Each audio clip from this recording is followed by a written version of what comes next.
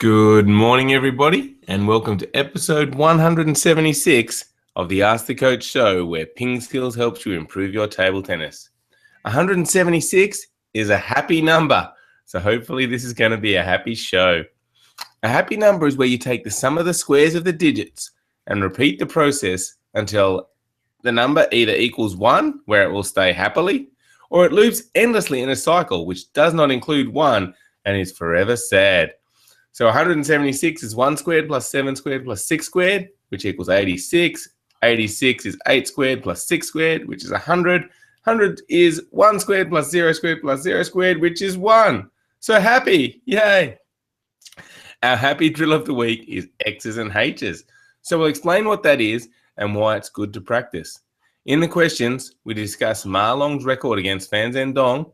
We also talk about long serves and how they can be effective, and why it's important to twist your waist when looping. I'm Jeff Plum, and as always, Super Coach Alois Rosario is here with me to answer your questions. Welcome, Alois. Thank you, Jeffrey, and gee, I'm happy. I know, I thought you would be. It's such a happy number, 176. Yeah, absolutely. Like, I woke up this morning thinking, 176, that is fantastic. I'm sure you did. Now, do you have anything exciting for us about this day in history, Alois? What do you mean, do I have anything exciting? Of course I've got something exciting. Jeffrey, on this day, Thomas Edison, famous, almost as famous as the Macintosh, Thomas Edison successfully demonstrates the first commercially viable electric light bulb. Now, that is big. I mean, look at the light. Any idea what year?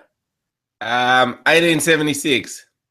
Oh my goodness, 1879. Oh, so close. You are a brilliant man, Jeffrey. 1879. There you go. There you go. Great work, Thomas Edison. All right, that makes me happy, Alois. Let's talk about drill of the week, X's and H's. Yes, X's and H's, one of my favorites. So what X's and H's is it gets both players moving at the same time. So X's and H's refers to the pattern that the ball makes on the table. So I am playing X's, which is going cross that way and cross that way, making an X. So if the ball comes to this forehand corner here, I go across. If the ball comes here, I go across.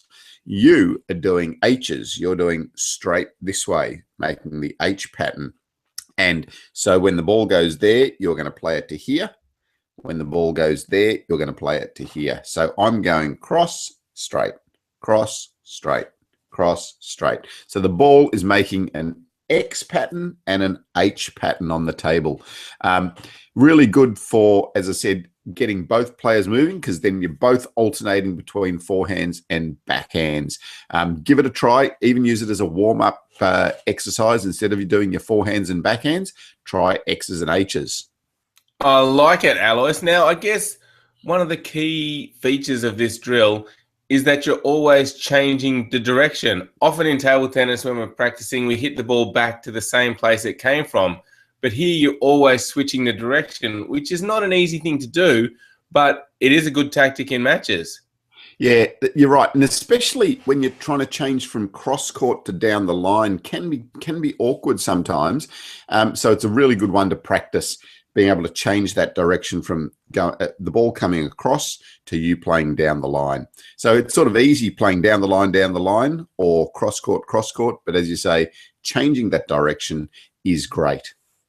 And one thing I found when doing this drill, Alois, was, like you said, when you're going down the line, it's a bit trickier to change the direction. It's just because of the angle the ball's coming in, but that's a good skill to learn. And then when you're doing the X's, you have to move a lot further than when you're doing down the lines, because the ball's going out wider. So it really challenges your footwork. So depending on whether you're doing X's and H's, you really get a slightly different benefit from the drill. Yeah, that's right. Actually, when your partner's doing the X's is when you need to move, because they're getting that angle out wide. So yeah, so that really gets you moving. And then also trying to get that ball down the line is quite tricky. So yeah, really good drill to try. Yes, thanks for clearing that up. That's what I meant when the partner's doing the X's. Good Good, one. good. I All knew you right, did. so so this week, get out there and try X's and H's.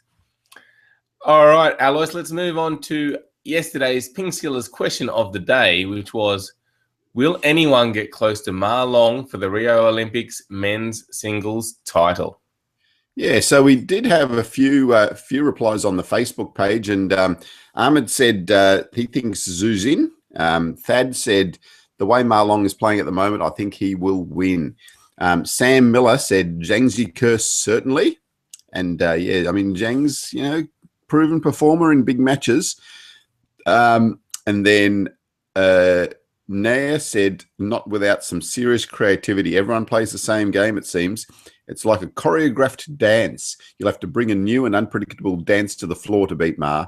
Mix the defense of Zhu, the offense of Zhang, and the creativity of Yan Ove, and you might have a chance. Yes, very. That sounds like a pretty impressive player there. Yeah, exactly. I wouldn't mind seeing that player. And Rory said there's a long time between now and Rio, and that's completely right, Rory. I doubt anyone would have predicted Zhang Jike's current struggles based on his performance last year. So very, very good point, Rory. I like your thinking too.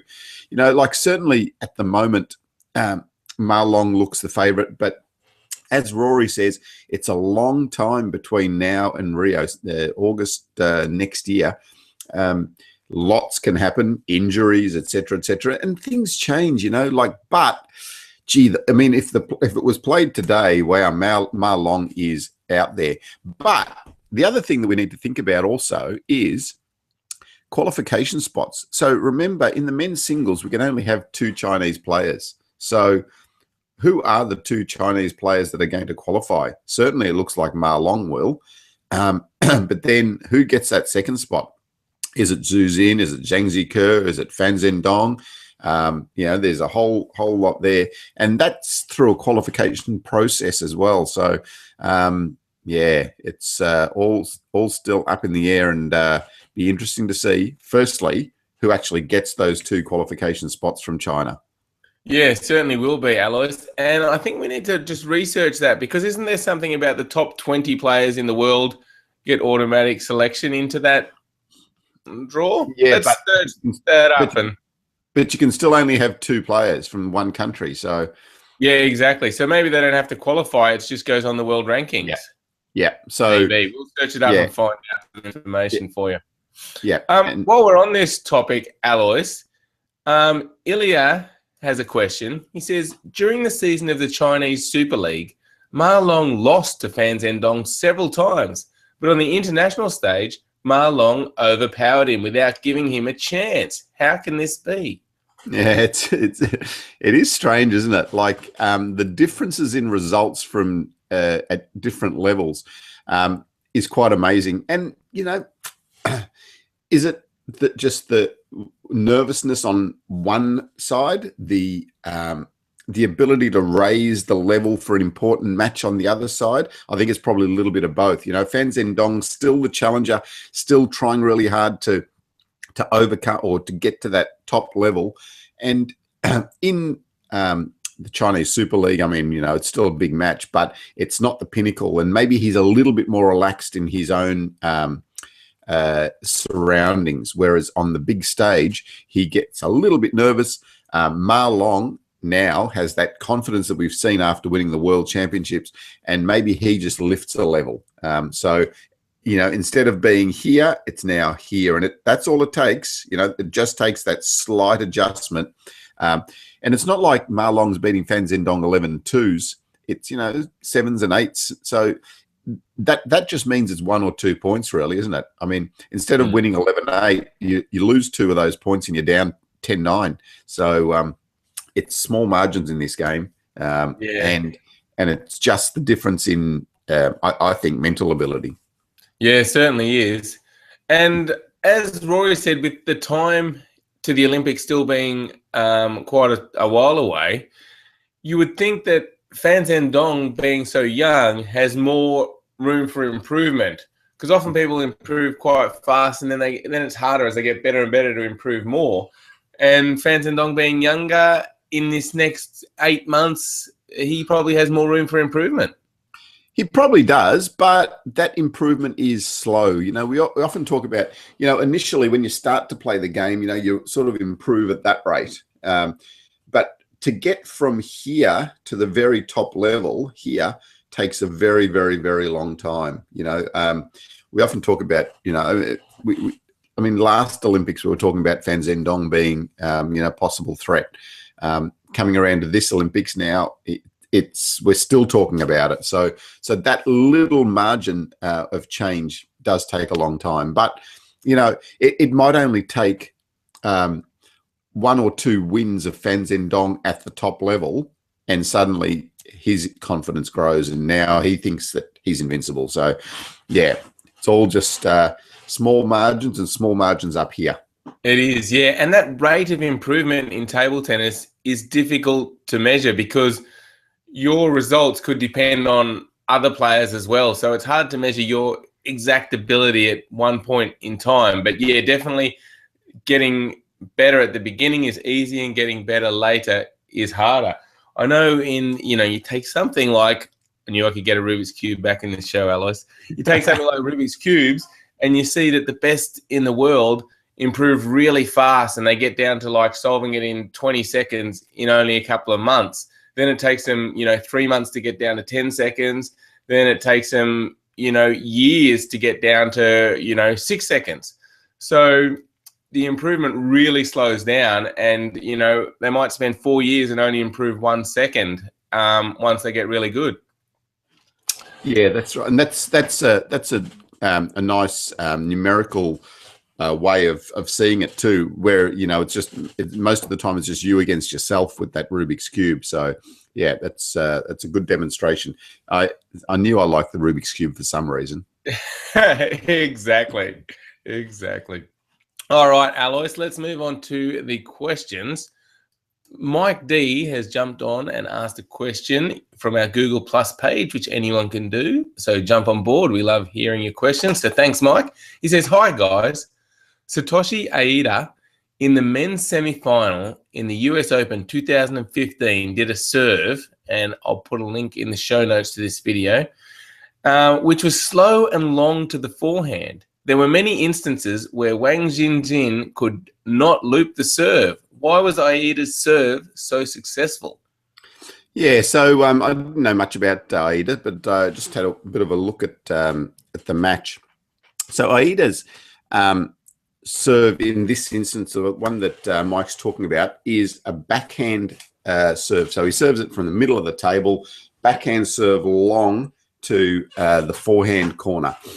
Looks pretty innocuous, looks pretty easy, but the real story is in Aida's style. So Aida's a very difficult player to read. He chops sometimes, he hits sometimes.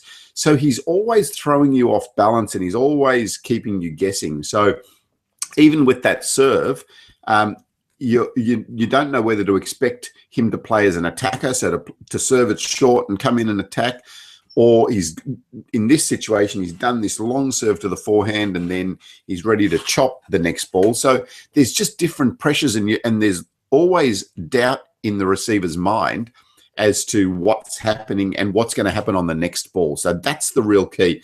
If he just did that serve all the time and stood there and tried to attack the next ball, then Jinjin would be able to just stand there and be confident enough to really attack that ball and put it away.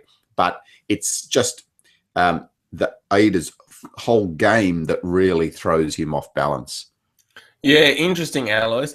And I guess if Aida did that serve and won the point the first time, then the pressure might build up on Jinjin the more times he does that serve as well. So that's one other thing. And I think another point that you often make, Alois, is you have to play against the opponent. And what I mean by that is that some players might hit that serve really well, but other players have trouble with it. So find a serve that your opponent doesn't like and use that serve often. And that's why we have the PingSkills Vault, so you can record these types of tactics. So I think that's an important point. And going out wide to the forehand seems like a strange thing to do, but often players don't serve there, so people aren't used to returning serves there. So it's actually a good place to try to serve to occasionally and just see how your opponent handles it. Yeah, and Jinjin just looked like he moved a little bit awkwardly to that position too. So I haven't seen a whole lot of it, but he looked like he moved a little bit awkwardly. He stands up a little bit and doesn't look as comfortable there. So, yeah, you might be completely right there too, Jeff. That might just be an awkward spot for this player. All right. Well, good to see you observing these tactics, Mike, and hopefully that'll help come through in your own game. Thanks for the question. Now, Victor, we haven't heard of Victor for a while. He says, hey, PingSkills, I have a brand new rival, and guess what? He's really tall. He's huge like a giant. He said he was 7'4" and 360 pounds, and he's a very good player. He said he was the best in his club and has been playing for 35 years. He top spins and smashes on every ball. He's also won 15 tournaments and won 5 tours in a row at best. This will be a really tough challenge for me. His friend and him attempted 2,500 counter hits in a row within 50 minutes. It's crazy. I guess he's better than you guys on the amount of counter hits. There you go, Alois. Yes. So, well, Victor, victory.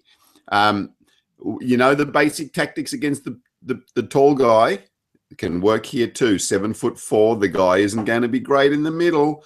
He's just too big. So you got to work his middle over. Yeah, give that a go.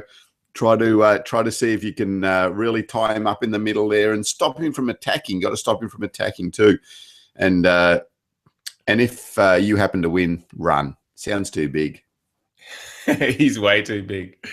All right, Alois. I'm moving on to the PingSkills question of the day. And because this has been such a happy show, I want to change pace a little bit, and I want to find out what frustrates you the most. So jump on to our Facebook page and let us know, or onto our blog at pingskills.com. What frustrates you the most? And we'll answer you that on show 177, which is a sad number, I think. All right. Next question is from Marv, who says, I have just recently noticed that if I turn my body at the waist while hitting a topspin drive or a loop against a backspin shot, I get better results. When I do these turns, I seem to get the ball back much more reliably. Does this sound right? Yeah, so it can sound right completely. So that twisting from the waist that you're talking about is really important as you start to advance your stroke. So if you're only playing with your arm as you advance, then you're not going to be able to get as much power or counter some speed. So by twisting, you're now starting to generate that power. One thing, though, that's really important that you don't do is do the teapot tipping sideways, this way. So it's more this way. So it's the old tick, tick, tick, tick, tick, turning rather than twisting. So we don't tip here and here. We twist to generate that power, and that gets our body moving well. A good guide to do this, if you're a right-hander, is to just get your left arm moving in and out of the swing as well, and that'll help you to get the feel of that twisting happening too. Right. So you want your shoulders to remain fairly level rather than sort of be dipping and coming back up. Yeah, definitely. Yep. So you don't want this happening. Yep. You want twisting from here. I always say it's like the Lego man. You know, like if you remember, the Lego men, you twist them this way. That's what you need to look like. Gotcha. Now, with the forehand, often just to start with, Alice, we focus on the start position and the finish position, not too much on the waist. Is that a good thing to start focusing on when you're first learning the shot? Yeah. So to start with, just focus a lot on the arm and the racket movement, and as that's what we focus on a lot with it. But as you start to advance your stroke, then you can start to think a little bit more about that twisting action to generate more speed, more power. Yeah. Great. And we got 2 videos on that. We've got the forehand topspin on block, which teaches you those start position and the finish position, and also your feet position. And then we have an advanced forehand topspin, which goes into more detail about how to hit the ball faster by, twisting at the waist and starting to use your arm and shoulder a bit more. So I'll put a link in the show notes to those videos.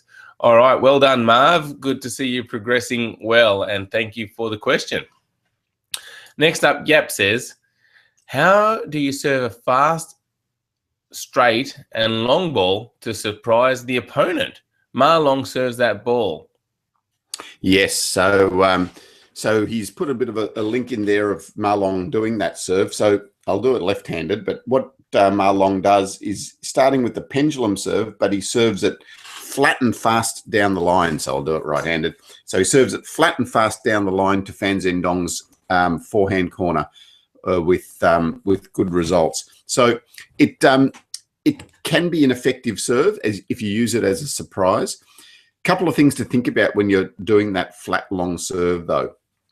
The first one is you need to obviously hit the ball a little bit flatter. So with the normal pendulum, you're brushing the ball. With the faster, longer serve, you're coming through a lot flatter.